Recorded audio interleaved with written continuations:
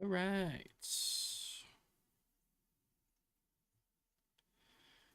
We're doing the parable today.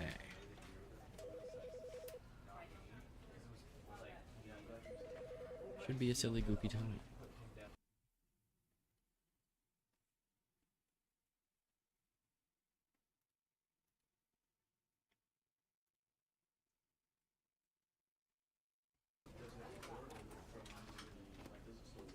All right, let's get right into it.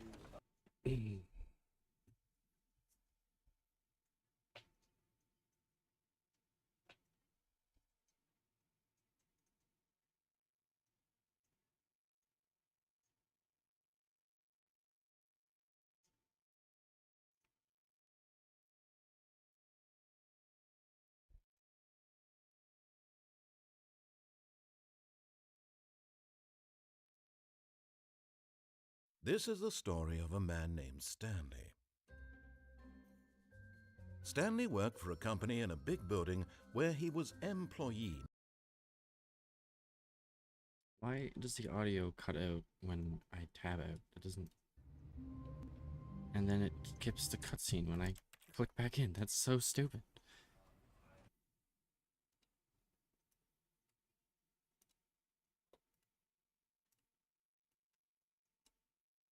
Let's try it again.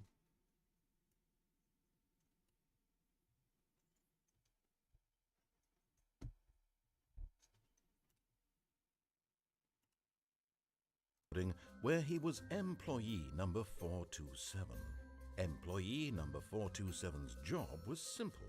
He sat at his desk in room 427 and he pushed buttons on a key. Orders came to him through a monitor on his desk. To push, how long to push them, and in what order. This is what employee 427 did every day of every month of every year. And although others might have considered it soul-rending, Stanley relished every moment that the orders came in, as though he had been made exactly for this job. And Stanley was happy. Well, that's good. And then one day, something very peculiar happened. Something that would forever change Stanley. Something he would never quite forget. He had been at his desk for nearly an hour when he realized that not one single order had arrived on the monitor for him to follow. No one had showed up to give him instructions, call a meeting, or even say hi. Never in all his years at the company had this happened, this complete isolation. Something was very clearly wrong. Shocked, frozen solid, Stanley found himself unable to move for the longest time. But as he came to his wits and regained his senses, he got up from his desk and stepped out of his office.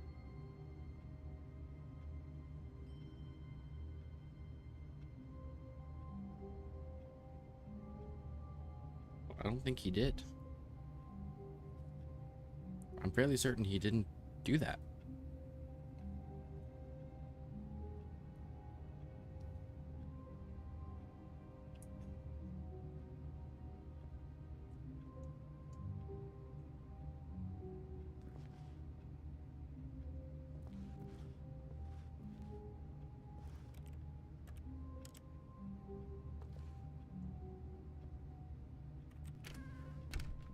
But Stanley simply couldn't handle the pressure.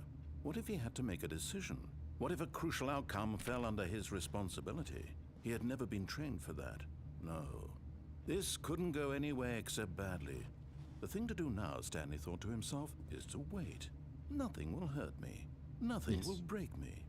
In here I can be happy forever. I will be happy.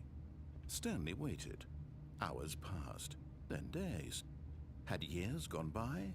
He no longer had the ability to tell. There's a clock right But there. the one thing he knew for sure, beyond any doubt, was that if he waited long enough, the answers would come. Eventually, someday, they would arrive. Soon, very soon now, this will end. He will be spoken to. He will be told what to do.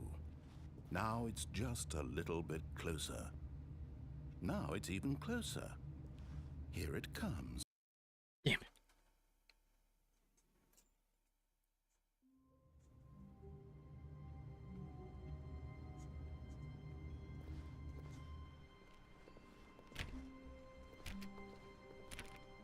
All of his co-workers were gone. What could it mean? Stanley decided to go to the meeting room. Perhaps he had simply missed a memo. No matter how hard Stanley looked, he couldn't find a trace of his co-workers.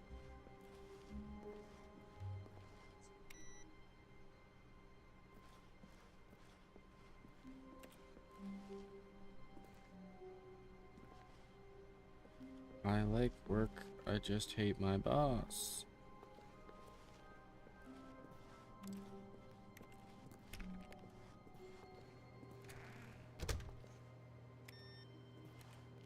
People need to turn their computers off. This is just ridiculous.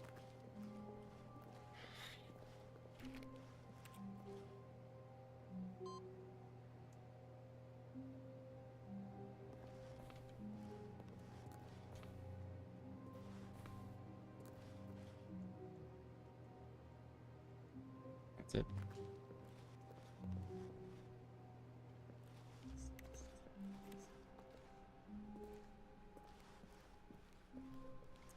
So it begins.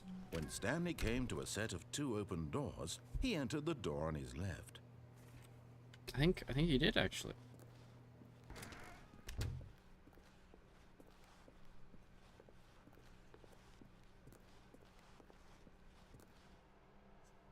Yet there was not a single person here either.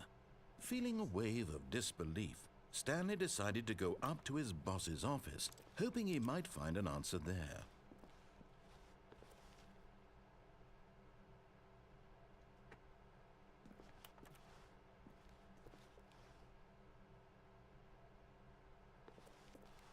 Monetize free to play. Stanley stepped into the broom closet, but there was nothing here, so he turned around and got back on track. Don't believe you.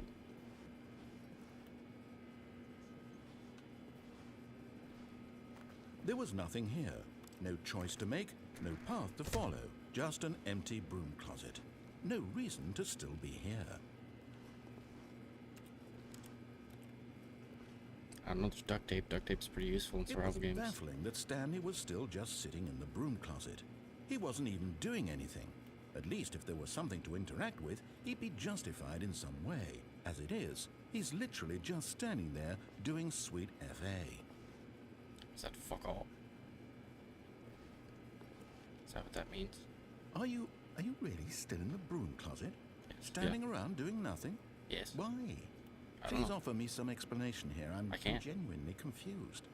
That's okay.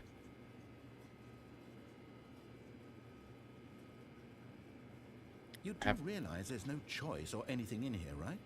If I'd said Stanley walked past the broom closet, at least you would have had a reason for exploring it to find out. But it didn't even occur to me because literally this closet is of absolutely no significance to the story whatsoever. I never would have thought to mention it. Seems pretty important. Maybe to you this is somehow its own branching path.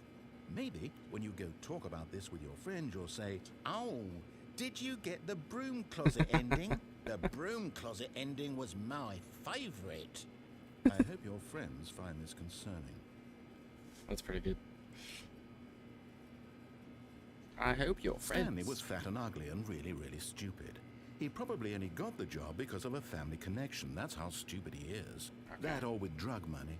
Also, Stanley is addicted to drugs and hookers. That's really tragic. Well, I've come to a very definite conclusion about what's going on right now. You're dead. You got to this broom closet, explored it a bit, and were just about to leave because there's nothing here when a physical malady of some sort shut down your central nervous system and you collapsed on the keyboard. Well, in a situation like Using this, a controller. the responsible thing is to alert someone nearby so as to ensure that your body is taken care of before it begins to decompose. Hello? Anyone who happens to be nearby? The person at this computer is dead. He or she has fallen prey to any number of your countless human physiological vulnerabilities. It's indicative of the long-term sustainability of your species. Please remove their corpse from the area and instruct another human to take their place at the computer, making sure they understand basic first-person video game mechanics and filling them in on the history of narrative tropes in video gaming, so that the irony and insightful commentary of this game is not lost on them. All right, when you've done that, just step out into the hallway. Okay. Ah, second player. It's good to have you on board. I guarantee you can't do any worse than the person who came before you.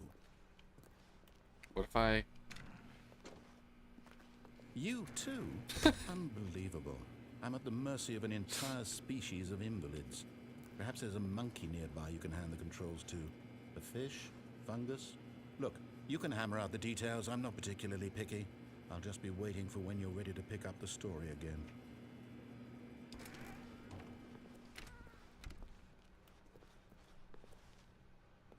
Coming to a staircase, Stanley walked upstairs to his boss's office.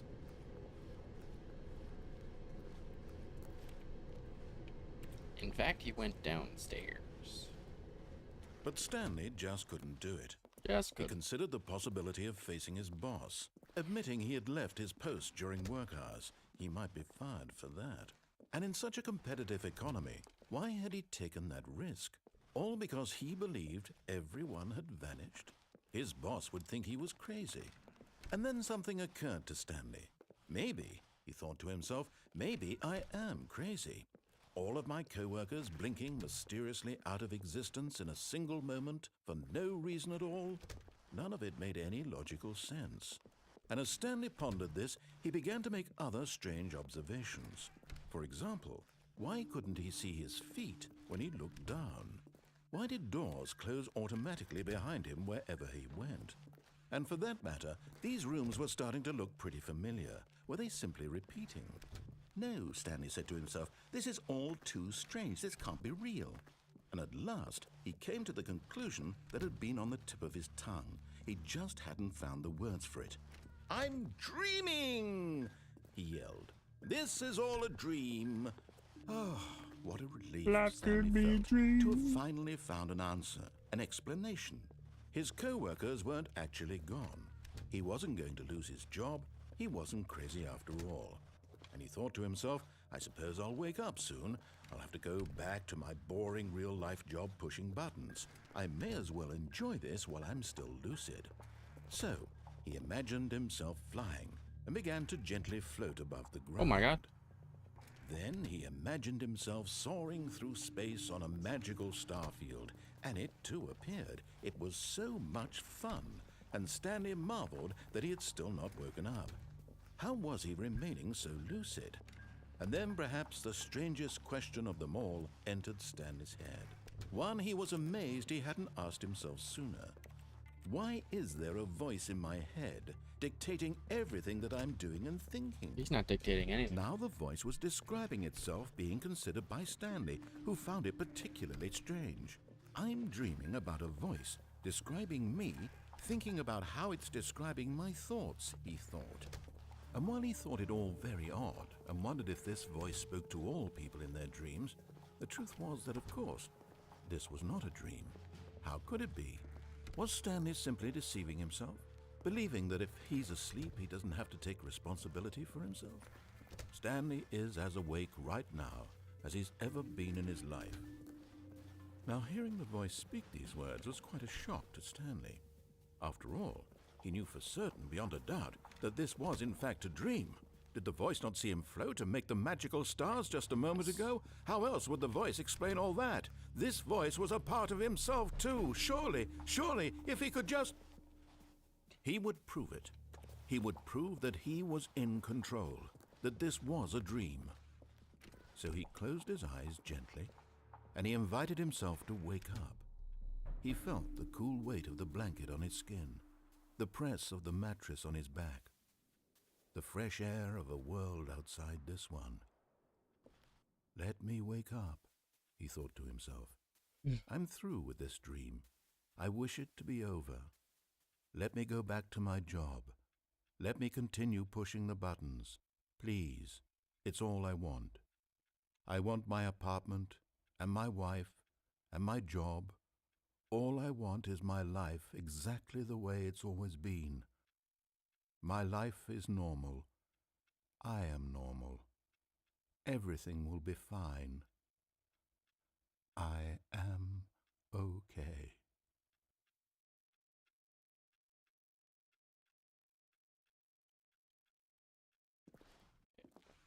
Stanley began screaming.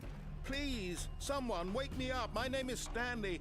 I have a boss. I have an office. I am real. Please, just someone tell me I am real. I must be real. I must be. Can anyone hear my voice? Who am I? Who am I?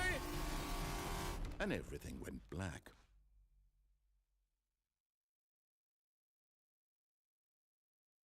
This is the story of a woman named Mariella. Mariella woke up on a day like any other. She arose, got dressed, gathered her belongings, and walked to her place of work. But on this particular day, her walk was interrupted by the body of a man who had stumbled through town talking and screaming to himself, and then collapsed dead on the sidewalk. My God. And although she would soon turn to go call for an ambulance, for just a few brief moments, she considered the strange man. He was obviously crazy. This much she knew. Everyone knows what crazy people look like. And in that moment, she thought to herself how lucky she was to be normal. I am sane. I am in control of my mind. I know what is real and what isn't. It was comforting to think this, and in a certain way, seeing this man made her feel better. But then she remembered the meeting she had scheduled for that day, the very important people whose impressions of her would affect her career, and by extension, the rest of her life. She had no time for this, so it was only a moment that she stood there, staring down at the body. And then she turned and ran. Okay.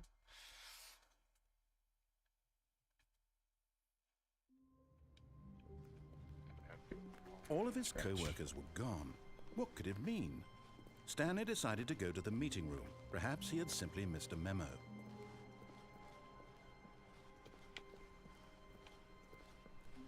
When Stanley came to a set of 2 open doors, this was not the correct way to the meeting room, and Stanley knew it perfectly well. Perhaps he wanted to stop by the employee lounge first, just to admire it. Ah, yes, truly a room worth admiring. It had really been worth the detour after all, just to spend a few moments here in this immaculate, beautifully constructed room. Honestly, it should be like Stanley simply stood dinner here, table drinking here, it all in. Other than that, lots of room. But eager to get back to business, Stanley took the first open door on his left. That's too scary. Stanley was so bad at following directions, it's incredible he wasn't fired years ago.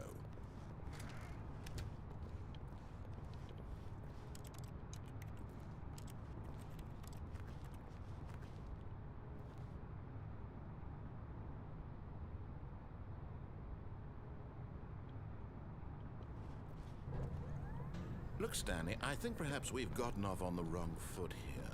I'm not your enemy, really. But in his eagerness to prove that he is in control of the story and no one gets to tell him what to do, Stanley leapt from the platform and plunged to his death. Good job, Stanley. Everyone thinks you are very powerful. Thank you. Now I want to go back on the platform. All of his co-workers were gone. What could it mean? Stanley decided to go to the meeting room. Perhaps he had simply missed a memo.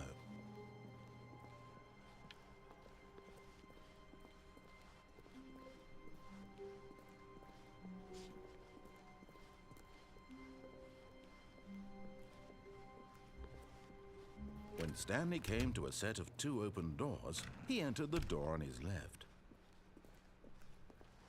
Wait. Fuck.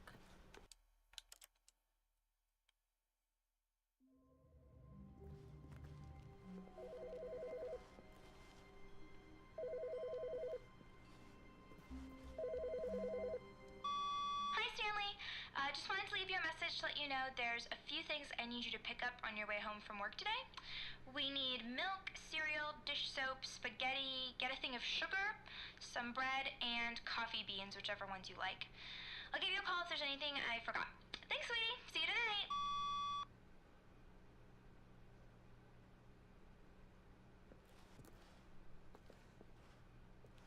Was that for me? Or she said Stanley, but it wasn't my desk.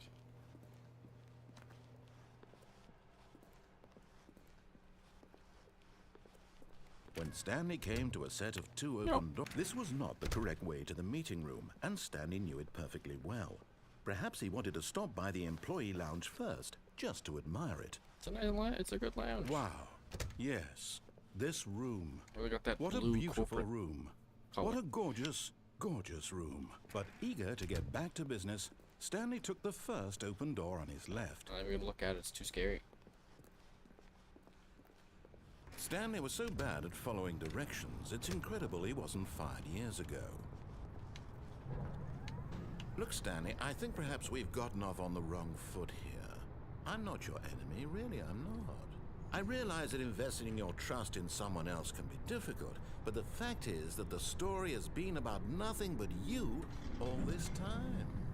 There's someone you've been neglecting, Stanley. Someone you've forgotten about. Please, stop trying to make every decision by yourself. Now, I'm not asking for me, I'm asking for her. This is it, Stanley. Your chance to redeem yourself, to put your work aside, to let her back into your life. She's been waiting.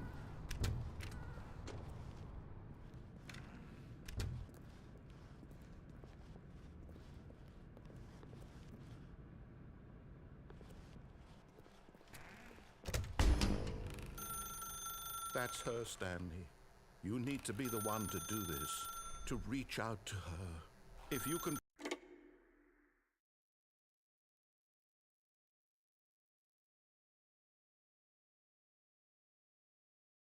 Oh, Stanley, is that you? Hold on, sweetie. Sorry to keep you waiting. I'm just pulling the bread out of the oven. All right. Okay, there we go. All right, now, I want you to come in and tell me all about your day. Oh. Gotcha. Oh, come on. Did you actually think you had a loving wife who'd want to commit their life to you? I'm trying to make a point here, Stanley. I'm trying to get you to see something. Come inside. Let me show you what's really going on here. This is a very sad story about the death of a man named Stanley. Stanley is quite a boring fellow. He has a job that demands nothing of him, and every button that he pushes is a reminder of the inconsequential nature of his existence.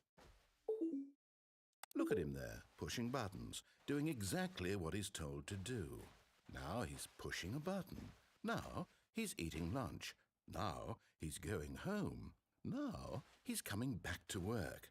One might even feel sorry for him, except that he's chosen this life.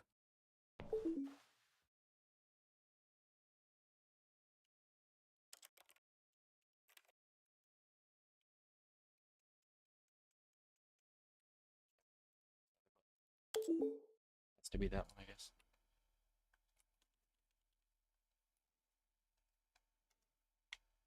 But in his mind, in his mind he can go on fantastic adventures. From behind his desk, Stanley dreamed of wild expeditions into the unknown, fantastic discoveries of new lands. It was wonderful, and each day that he returned to work was a reminder that none of it would ever happen to him. And so he began to fantasize about his own job. First, he imagined that one day while at work, he stepped up from his desk to realize that all of his co-workers, his boss, everyone in the building had suddenly vanished off the face of the earth. The thought excited him terribly. So I have to spend time with the boys. So he went further.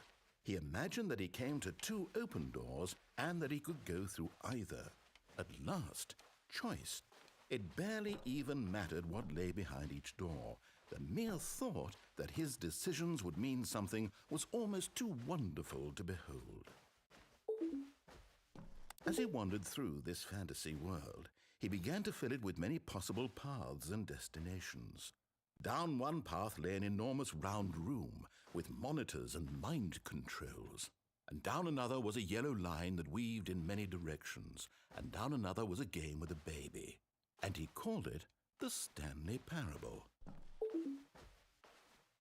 It was such a wonderful fantasy, and so in his head he relived it again, and then again, and again, over and over, wishing beyond hope that it would never end, that he might always feel this free. Surely there's an answer down some new path, mustn't there be? Perhaps if he played just one more time. But there is no answer. How could there possibly be? In reality, all he's doing is pushing the same buttons he always has. Nothing has changed. The longer he spends here, the more invested he gets, the more he forgets which life is the real one. And I'm trying to tell him this, that in this world he can never be anything but an observer, that as long as he remains here, he's slowly killing himself. But he won't listen to me. He won't stop. Here, watch this. Stanley, the next time the screen asks you to push a button, do not do it. You see? Can he just not hear me? How can I tell him in a way that he'll understand that every second he remains here, he's electing to kill himself? How can I get him to see what I see? How can I make him look at himself? I suppose I can't, not in the way I want him to. But I don't make the rules. I simply play to my intended purpose, the same as Stanley. We're not so different, I suppose. I'll try once more to convey all this to him. I'm compelled to. I must. Perhaps, well, maybe this time he'll see. Maybe this time. And I tried again, and Stanley pushed a button. And I tried again, and Stanley pushed a button. And I tried.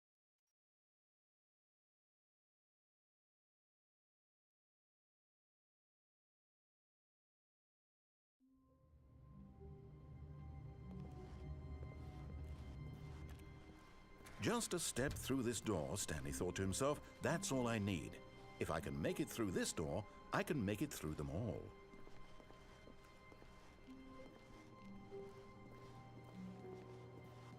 Well, we're gonna wrap it up pretty shortly here. Wasn't gonna be a...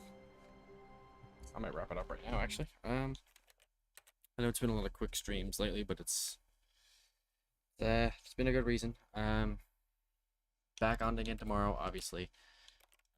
Don't know what I'm gonna be playing. It is kind of hard to figure out what to play lately. I don't really know what's working. I don't really